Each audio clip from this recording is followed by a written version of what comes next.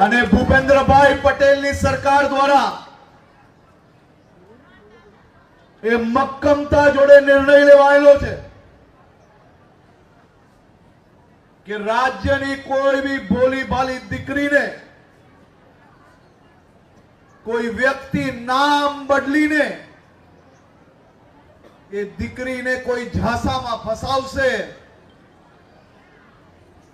ખોટું નામ ધારણ કરીને એ દીકરી જોડે જો બળજબરાઈ કે લગ્ન કરવામાં આવશે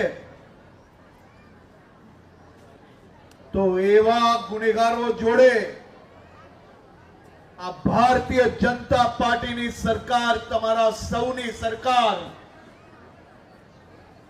એ જિંદગી ભર સુધી કોઈ દીકરીને આંખ ઉઠાવીને ના જોઈ શકે તેવા કડક પગલા ભરવા માટે અમે ખૂબ જ મજબૂતાઈથી કામગીરી આગળ વધારી રહ્યા છીએ।